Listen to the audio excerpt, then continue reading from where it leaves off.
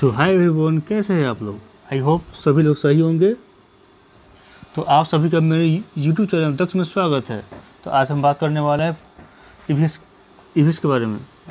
जैसे कि आपको पता है बीपीएससी ने क्या किया है 1 to 5 के टीचर के लिए ईवीएस पर्यावरण का विषय एक टॉपिक रखा है, जिसको क्लास प्राइमरी स्कूल के सिलेबस के अनुसार रखा गया है। चलिए आपको दिखाते हैं आप लोगों को।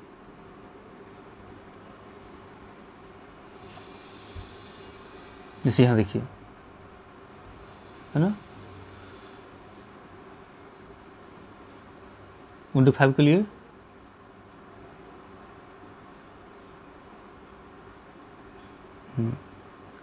इसमें क्या लिखा हुआ है।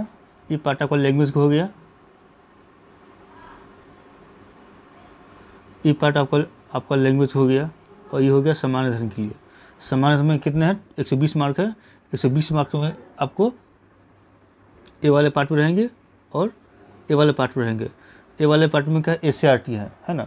इसमें स्पष्ट लिखा हुआ है प्रश्न सामान्य अध्ययन के प्रश्न प्राथमिक विद्यालय का पाठ्यक्रम से संबंधित होंगे, है ना।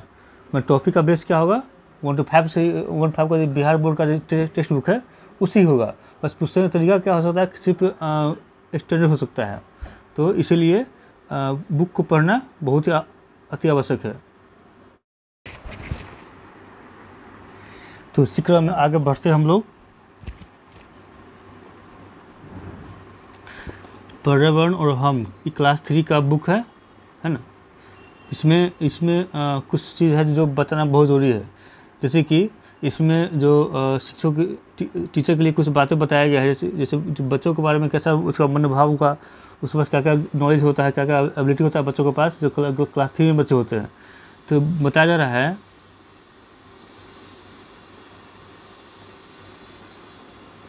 जब बच्चे क्लास 3 में होते हैं तो उनके आसपास पाए जाने वाले, है ना, उनके जो जिस परिवेश से आते हैं उस परिवेश का बहुत सारा ज्ञान उनके पास होता है, लेकिन उनके आसपास पाए जाने वाले जीव जंतु, वनस्पति, दुनिया, घर और पास पड़ोस के रिश्तेदार, रिश्तों आदि से वह रोज़ ही रूबरू मतलब कि उनको जानकारी मिलती रहती है, होते हैं रूबरू होते हैं, मतलब उनको जानकारी प्राप्त होती है उनके पास। इस क्रम में वो आसपास में जो भी कुछ देखते हैं, जानते हैं कि जानने की कोशिश करते हैं। बच्चे शैशवावस्था से ही दुनिया को अपने प्रयासों से समझने लगते हैं, है ना। वो समझने की कोशिश करते हैं कौन मेरे मामा लेंगे, कौन ना लेंगे, कौन क्या रिश्ता कैसा है, माता कौन है, पिता कौन है, भैया कौन है, चाचा कौन है, ये सब समझना शुरू कर देते हैं। बताया जाए विद्यालय आने से पूर्व ही उसके पास संसार की एक समझ अर्जित होती है। कुछ संसार के बारे में बहुत सारी जानकारी उनके पास होता है, लेकिन सटीक जानकारी, लिखित जानकारी उनके पास सुस्पष्ट जानकारी नहीं होता है। इसलिए क्या आता है, बताया जा रहा है टीचर को एक दायित्व दिया जाता है जो बच्चों को उस समझ को सुस्पष्ट सुसंगत बनाने के लिए प्रयास करते हैं, है ना।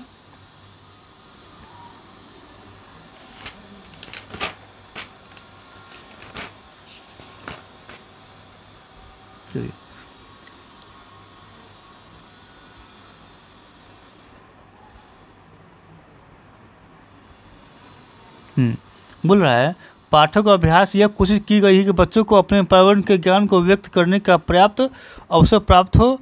बच्चे इस स्वयं व्यवस्थित भी कर सके। इसलिए बच्चे को पाठक को अवलोकन और वर्गीकरण करने के बहुत सारे मौके दिए जाने चाहिए। जो हम बच्चों को पढ़ाने वाले हैं, है ना, वो बच्चों को क्या चाहिए, जो उनको भी समझने का पूरा मौका मिलना चाहिए। जैसे कुछ पूछ लेंगे उस बच्चों से, है ना, जैसे पूछ लेंगे गुलाब का फूल का पत्ता कैसा होता है, नुकीला होता है, गोला होता है, कैसा होता है, गुलाब का फूल का रंग कैसा होता है ना। इसे पूछकर उन्हें ये तो बोलने का मौका मिलेगा उनको, और साथ ही उन्हें कैसा जानकारी है गुलाब के बारे में या आसपास की चीज़ों के बारे में, इससे जानकारी भी मिल जाएगी। ठीक है। और सबसे इम्पोर्टेंट बात, किताब की बहुत सारी गतिविधियाँ ऐसी है जिन्हें बच्चों को एक दूसरे को बात करने का मौका दिया गया है। बच्चों को आपस में बात करने का मौका दिया गया है। आप इस गतिविधि को कक्षा में प्रोत्साहन देंगे? प्रोत्साहन दें, क्योंकि बच्चों के ज्ञान सृजन एवं संवर्धन में आपका भूमिका अहम है ना। ठीक है, चलिए अब बढ़ते हैं क्लास की ओर। तो पार्ट 1 बोल रहा है चाचा की शादी। पार्ट 1 में क्या है, चाचा की शादी है, चैप्टर 1 आज हम लोग पढ़ेंगे, ठीक ना।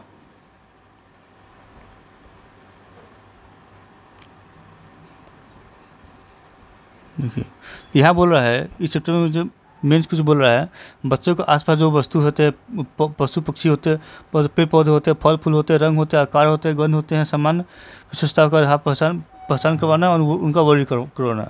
जैसे कि फुटबॉल कैसा होता है, गोला होता है, गोला में फुटबॉल गोला है तो गोला कुछ और कैसे गोला होता है, रोटी हो गया, क्वाइन हो गया, है ना, बॉल हो गया, ये सब गोला होता है, उसको आकार का और उसका वर्गीकरण करवाना, है ना।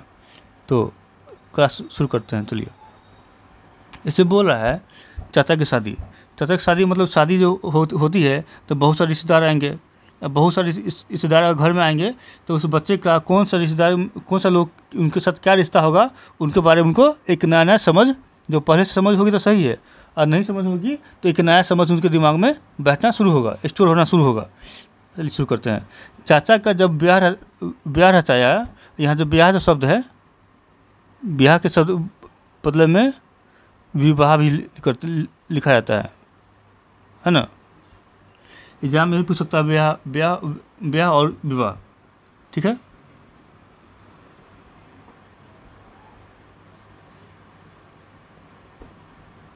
हाँ, चाचा का जब ब्याह रचाया, मेहमानों को न्योता भिजवाया, मेहमानों में गेस्ट भिजवाया, घर आए सब रिश्तेदार, भरा पूरा अपना परिवार, ठीक है। दिल्ली से मामा मामी आए, उनको पहले से पता होगा मामा मामी के रिश्ते के बारे में, है ना। संग में नाना नानी आए, साड़ी बिंदी चूड़ी लहठी, कई सौगातें भेंट में लाए, सौगातें गिफ्ट के तौर पर लाए गए। फूफा फूफी मौसा मौसी बहुत दूर से आए हैं, साथ में अपने प्यारे प्यारे बच्चों को भी लाए हैं, है ना। उनके क्या रिश्ते के बारे में हम बात हो गया, एक तो चाचा रिश्ता हो गया, ठीक है। उसके बाद माँ मामी हो गया, नाना नानी, फूफा फूफी, मौसा मौसी, है ना, भी बहुत दूर से आए, साथ में अपने प्यारे प्यारे बच्चों को भी लाए। और फूफा फूफी के बच्चे आएंगे, बच्चे भी साथ में उनका कोई रिश्ता होगा, फूफा फूफी मौसा मौसी, है ना, माँ मम्मी सबका साथ कोई उस बच्चे का, जो जिस बच्चे के घर में शादी है, उस बच्चे के साथ क्या होगा, सबका साथ कुछ रिलेशन होगा, ममरा भाई, फुफेरा भाई, मसरा भाई, सबका इस तरह का, है ना। अब दादा दादी के क्या है कहने, उनके हम सब प्यारे अपने माँ पिताजी खुश से कितने, रिश्तेदार जब आए इतने। चलिए, इस चैप्टर का मेन उद्देश्य क्या है, जो बच्चे हैं, बच्चे के साथ जो जितने भी रिलेशन होते हैं, उनके साथ उनका समझ विकसित करना, कौन लोग उनके साथ क्या रिश्ते लगते हैं। जैसे इस चैप्टर का देखिए मेन इम्पोर्टेंट है, बोला नाना माँ के पिता, ठीक है, मामा माँ का भाई, चाची चाचा की पत्नी, ताऊ पिता के बड़े भाई, मौसा मौसी के पति, फूफा फूफा के पति, है ना। तो इस जितने भी शादी में जो लोग आए हैं, उनके साथ रिश्ता क्या हो गया, बच्चों को समझ में आ गया, है ना। और यही बात क्या हो सकता है, एग्जाम में ही पूछ सकता है, बड़ा रीजन टाइप से एक रीजनिंग आता है, उसी में पूछ सकता है ना। आस्था और आकाश भाई बहन है, दोनों बहुत खुश है। आज उनकी फुआ अपने बच्चों के साथ घर आई है। आस्था के और आकाश ने फुआ के पाँव छुए। फुआ ने प्यार से आकाश को गोद में उठा लिया। आस्था के चाची की शादी 5 दिनों के बाद घर में जोर शोर से शादी की तैयारी चल रही है। दादाजी पड़ोसी को निमंत्रण देने के लिए कार्ड पर नाम लिख रहे हैं। आकाश और आस्था एक कार्ड उनके हाथों में दे रहे हैं। दादी आस्था और प्रकाश के तुम लोग किसी को निमंत्रण दोगे? तो दोनों ने नाम का कागज़ पर लिखकर दादाजी को दे दिया और दादाजी मुस्कुराते हुए अपना नाम कार्ड पर दे दिया। ये माहौल होता है शादी ब्याह का घर में। इससे क्या इम्पोर्टेंस है देखते हैं। इस चैप्टर में लगभग इतना ही था। जो बच्चों के साथ जो लोग गेस्ट आते हैं उनके साथ उनका रिलेशन होता है, इसी बारे में जानकारी लेना था। इसी में से कुछ प्रश्न आ सकते हैं, है ना। अब चलते हैं नेक्स्ट चैप्टर, चैप्टर 2 में चलते हैं। अब चैप्टर 2 बोल रहा है हमारा परिवार, है ना। अब परिवार क्या है? अब परिवार दो तरह के होते हैं, एक होता है एकल, दूसरा होता है संयुक्त।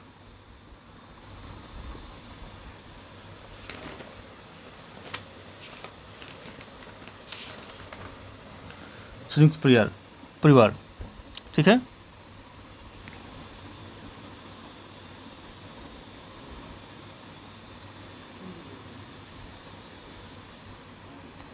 बोल रहा है यह सुनीता का परिवार है। सुनीता अपने माँ, पिताजी और भाई राकेश के साथ रहती है, जिसको सिंगल फैमिली कहा जाता है। साथ रहती है। सुनीता के पिताजी किसान हैं। सुनीता और राकेश पास के स्कूल में पढ़ने जाते हैं। और ये सिंगल फैमिली हो गया, है ना, छोटा परिवार। ये क्या हो गया? ये छोटा परिवार हो गया, जिसमें क्या है, माँ है, पिताजी है और राकेश भाई है। 3 लोग है, 4 लोग है ना, सब मिलाकर छोटा परिवार है। माता पिता और उनके बच्चे, इसके छोटा परिवार हो गया। अब नेक्स्ट में है ये दिलीप का परिवार है। दिलीप अपने दादा दादी, माता पिता, चाचा चाची, फुआ, चचेरी बहन शिखा, अपनी बहन अनीता के साथ रहता है ना। उसके छोटे चाचा शहर में पढ़ाते हैं, इसलिए वे शहर में रहते हैं। वही रहते हैं, मतलब वही शहर में रहते हैं। दिलीप के पिताजी की कपड़े की दुकान है। बड़े चाचा शिक्षक हैं, है ना। ये छोटे चाचा शहर में पढ़ाते हैं और बड़े चाचा क्या है, भी टीचर हैं।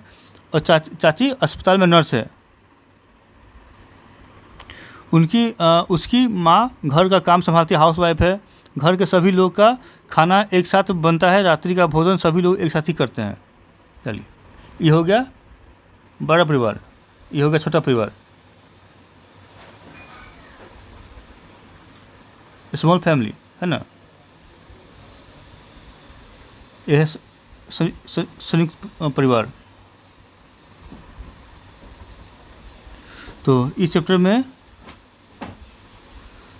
सबसे जो इम्पोर्टेंट बात है यहाँ है, इसमें ब्लड रिलेशन के बारे में बताया गया है, जो इसी में से पूछने की प्रबल संभावना हो सकती है। जैसे दादा है, दादी है, तो बच्चे का जो है, बच्चा खुद यहाँ है, दिलीप है। और दिलीप देखो, दिलीप के कितने दादा दादी हैं, फिर पिताजी हैं। अब पिताजी दादा दादी कितने बच्चे हो गए? एक पिताजी हो गए, एक चाचा हो गए, चाची और बुआ, उनके कितने हो गए दादा दादी के? ठीक है। और माँ, इसका पिताजी हो गए, माँ हो गई दिलीप और अनीता, ये अलग परिवार हो गया, स्मॉल फैमिली। चाचा चाची हो गया, ये दोनों अभी अनमैरिड है ना। तो इस बच्चे, जो बच्चा यहाँ पर दिलीप है, सबके साथ सब क्या हुआ, इसका रिलेशन हो गया, सबके साथ इसका रिलेशन हो गया। यही रिलेशन आपको एग्जाम में पूछ सकता है ना। चलिए, चैप्टर 2 हो गया। अब चलते हैं सबसे इम्पोर्टेंट बात, यहाँ जो बताया गया है,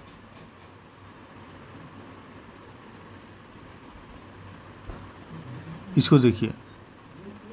बोल रहा है सिगरेट में 4000 रासायनिक तत्व, 200 ज्ञात और 60 कैंसर पैदा करने वाले एजेंट पाए जाते हैं।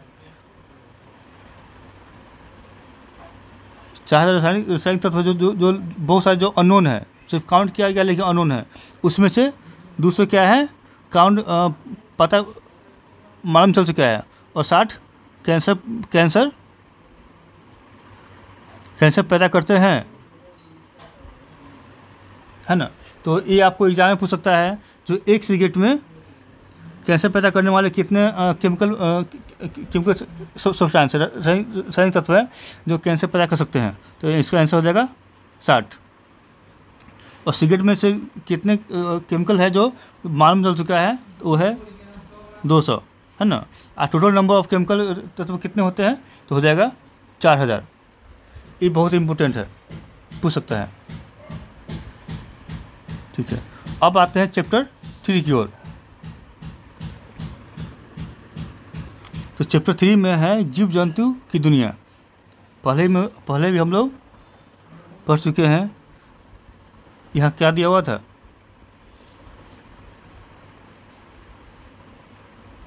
हाँ, पशु पक्षी। जो बच्चे जो क्लास 3 में जो बच्चे आए हैं पढ़ने के लिए, उनको पशु पक्षी आसपास के इन्वायरमेंट के बारे में उनको जानना है ना। यही संबंध में हम उन लोग जानेंगे आगे चैप्टर 3 में। तो बोल रहा है काली काली मैं मतवाली, काली काली मैं मतवाली, करती रहती हूँ जुगाली। तो सेम चीज़ आपको कहावत के क्या बोलते हैं, मुहावरा के तौर पर या एक अन्य शब्द मतलब एक शब्द या बूझो पहेली के नाम से क्वेश्चन में आ सकता है। पूछ देगा काली काली मैं मतवाली, करती रहती हूँ जुगाली, तो हो जाएगा भैंस। ठीक, जुगाली क्यों करती है?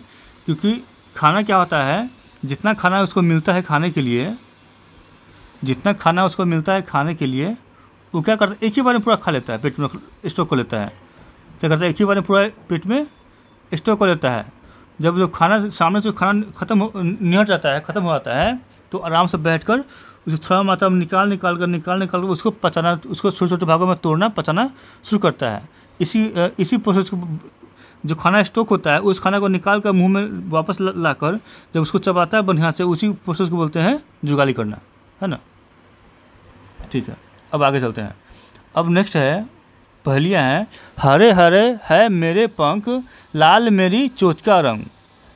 पंख रंग कैसा हरा है और लाल क्या है, चोंच का रंग है। तो ये क्या हो गया, तोता हो गया, है ना। और तीसरा है टेढ़ा मेढ़ा चलता हूँ, झाड़ बिल में रहता हूँ, है ना। झाड़ में छुप कर बिल में, चूहे के बिल में जाकर रहता है। वो कौन है? वो है सांप। ठीक है, टेढ़ा में चलता हूँ। इसके पास क्या होता है, बाहर दिखने वाले पैर नहीं होते हैं, लेकिन इसके जो अंदर में, जो स्किन के अंदर जो होते हैं ना, स्किन के अंदर में बहुत सारे कांटे होते हैं इस तरह के। हाँ, तो इसके माध्यम से क्या होता है, कांटे के माध्यम से क्या होता है, ज़मीन पर पकड़ कर वो चलते हैं, ऊपर खाबर में ज़्यादा स्पीड में चलते हैं। अब है नेक्स्ट, गोल गोल मैं जाल बनाती, छोटे जीवों को उलझाती। जो मकड़ा जो है जाल रहने के लिए नहीं बनाता है, इसी जो क्या होता है, ये ट्रैप होता है, जो छोटे कीड़े मकोड़ों को उसमें फंसाकर आराम से खा सके। क्योंकि उसमें फंसने के बाद क्या होता है, थोड़ा सा लसा टाइप का होता है, जो उसमें जो भी जीव जाते हैं उसमें फंस जाते हैं, है ना, सड़ जाते हैं, निकल नहीं पाते हैं। और जाल क्या होते हैं, निचोली क्या होते हैं, सिल्क होते हैं। जो मकड़ा जो निकालते हैं जाल, वो क्या होते हैं, सिल्क होते हैं। और सिल्क जो है दो प्रकार के, जो मकड़ा के थोड़ा द्वारा जो निकाला जाता है सिल्क, वो दो प्रकार के होते हैं, एक वाइट होते हैं, एक गोल्ड होते हैं। जो हमारे इंडिया में जो जनरली आपको क्या होता है, मैक्सिमम क्या होता है, वाइट देखने को मिलेगा आपको, है ना। तो चैप्टर 3 भी, चलिए यहाँ कुछ बचा हुआ है। इसे बोल रहा है तालाब के किनारे जाकर देखिए वहाँ कौन कौन सा जीव जंतु, उनके नाम बताइए। मेढक है, मछली है, कछुआ है, बतख है, मछली है ना। मकड़े से घर क्यों बनाती है? तो मकड़े से घर बनाती है अपने कीटों को फंसाने के लिए, ताकि भोजन कर सके। एक क्वेश्चन पूछ भी सकता है एग्जाम में। हाँ, इसमें यहाँ देखिए बोल रहा है जो जीव मांस खाते हैं उन्हें मांसाहारी कहते हैं, तथा जो जीव मांस नहीं खाते उन्हें शाकाहारी कहते हैं। शाकाहारी जीव पेड़ पौधों से अपना भोजन प्राप्त करते हैं, है ना।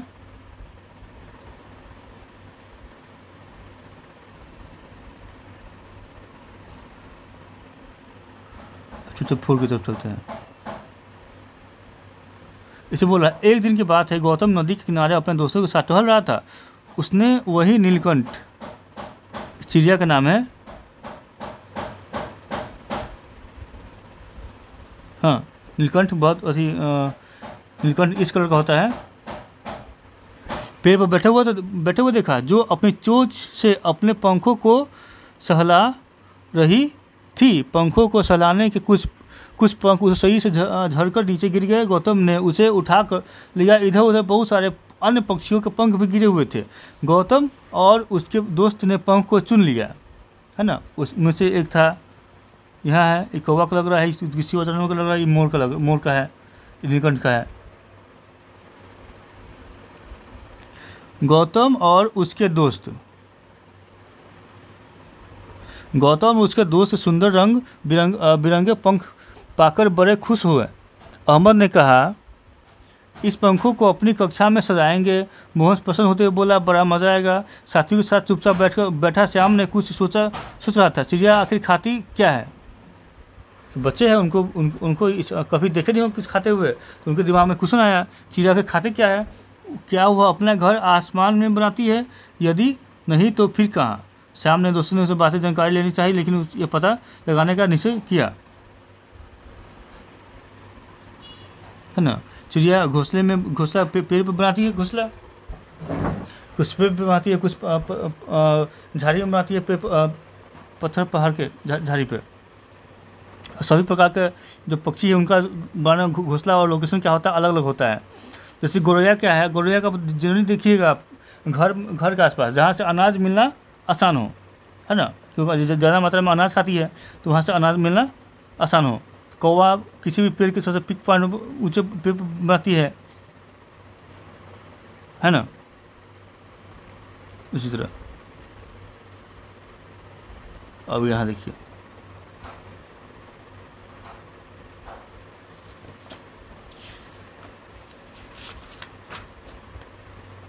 चलिए, राधिका एक पक्षी के घोंसले को बड़े ही ध्यान से देख रही थी। वह बोली, देखो देखो देखो देखो, यह घोंसला कितना सुंदर है ना। राकेश बोला, मेरे घर में एक गौरैया ने छप्पर में घोंसला बना दिया है। क्या बोले थे? गौरैया हमेशा क्या होता है, घर के आसपास, घर से नज़दीक जहाँ से अनाज मिलना, क्योंकि अनाज क्या होता है, चुगती है ना।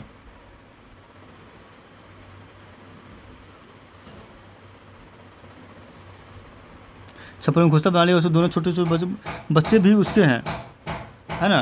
गौरैया रोज़ अपने बच्चों को चोंच में दाना खिलाती है। इतना सुंदर ऊषा कहाँ चुप रहने वाले थे। उसने बोला, दादी इतना कल ही छत पे एक मिट्टी बर्तन में पानी रखा था, उन्हें चावल का दाना छत पर बिखेरा, है ना। थोड़ी देर बाद छत पर बहुत सारी गौरैया और कबूतर आ गए और छत में किसी को भी नहीं दिया। चिड़िया आराम से दाना चुगती रही। देखिए, जो चुन को जो खाती है चिड़िया, उस प्रोसेस को क्या नाम दिया गया है? चुगना, चुगती है। तो चिड़िया खाना खाती है, वो क्या हो गया? दाना चुगना हो गया। दाना चुनना नहीं होगा, एग्जाम पूछ सकता है। चिड़िया दाना जो चिड़ा जो खाती है उस ऑप्शन में चुगना हो सकता है, चुनना हो सकता है ना। तो क्या ऑप्शन सही होगा? चुगना। चलिए, इसमें क्या है, गौरैया के बारे में इसलिए दिया गया है, गौरैया के बिहार के लिए कुछ स्पेशल है ना। तो क्या है स्पेशल? गौरैया जो है बिहार की राष्ट्रीय पक्षी है ना। सिर्फ बिहार का नहीं है, दिल्ली का राष्ट्रीय पक्षी है। बिहार क्या किया था, 2013 में इसको अपना राष्ट्रीय पक्षी मान लिया, क्योंकि अभी इसका संख्या बहुत कम किया इसको बचाव के लिए, है ना। और दिल्ली क्या किया था, 2012 में इसको अपना राष्ट्रीय पक्षी मान लिया, है ना। तो दिल्ली क्या है, 2012 में राष्ट्रीय पक्षी मान लिया और बिहार 2013 में राष्ट्रीय पक्षी माना है। और इस जो गौरैया जो है विश्व लेवल पर इसकी संख्या बहुत ही कम किया, इसलिए क्या किया जाता है, 20 मार्च को विश्व गौरैया दिवस मनाया जाता है।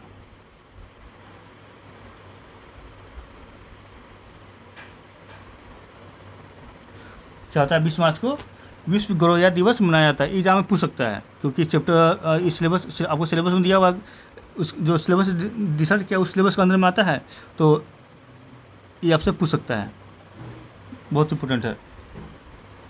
अब बिहार में राष्ट्रीय पक्षी गौरैया को लागू किया गया तो 2013 हो जाएगा, है ना। जो चिड़िया दाना चुना खाती है उसको, उस प्रोसेस को क्या बोलते हैं? प्रोसेस को चुगना बोलते हैं। इक्वली उस पक्षी का बोले जाने वाला आवाज़ है। ठीक है, चैप्टर 4 हो गया ख़त्म। अब आते हैं चैप्टर 5 में।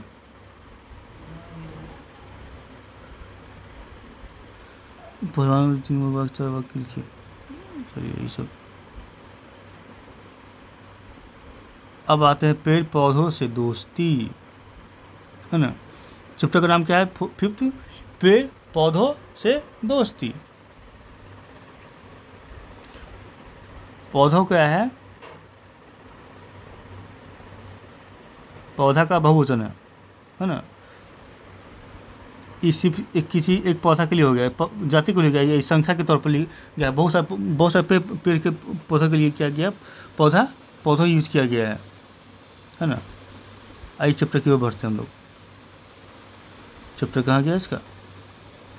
25, 26।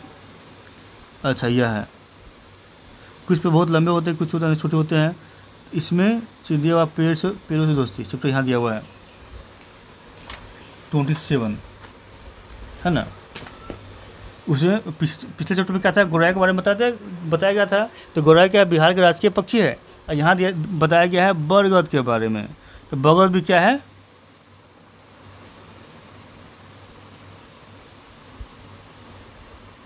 बरगद भी क्या है? हमारे देश भारत का राष्ट्रीय वृक्ष है ना। बरगद क्या है? राष्ट्रीय वृक्ष है ना। राष्ट्रीय वृक्ष है। इसको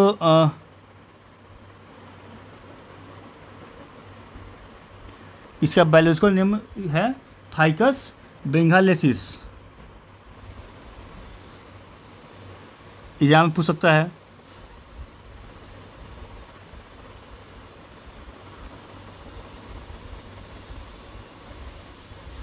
फाइकस बेंगालेसिस, है ना।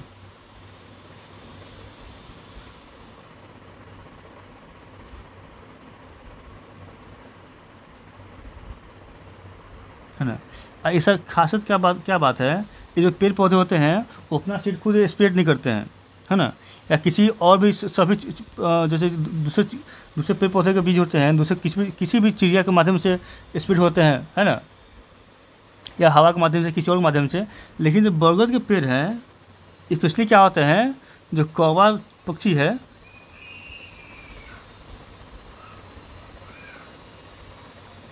ना, सिर्फ इसी से होते हैं।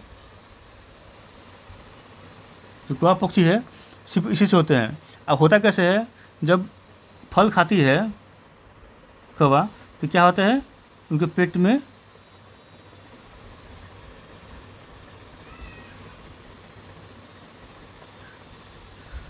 जो पाचन के दौरान क्या होता है?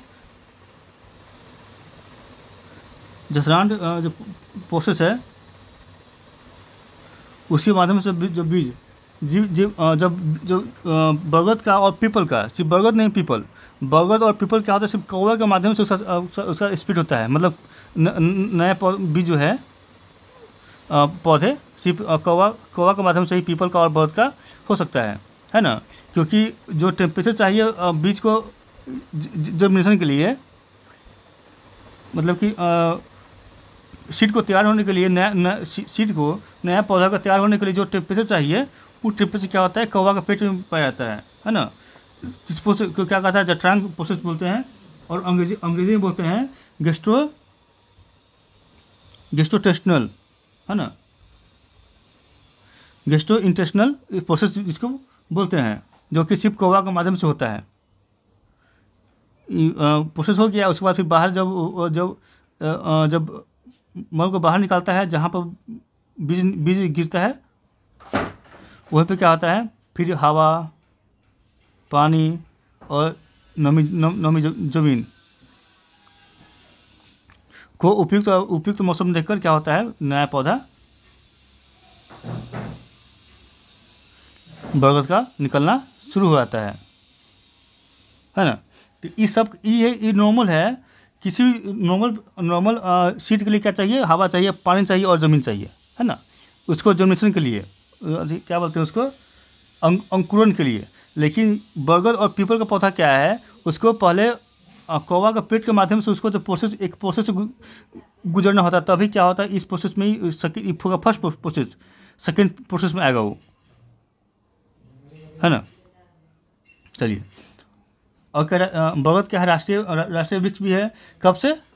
सिंस 1950। 1950 से क्या है, राष्ट्रीय वृक्ष माना गया है इसको।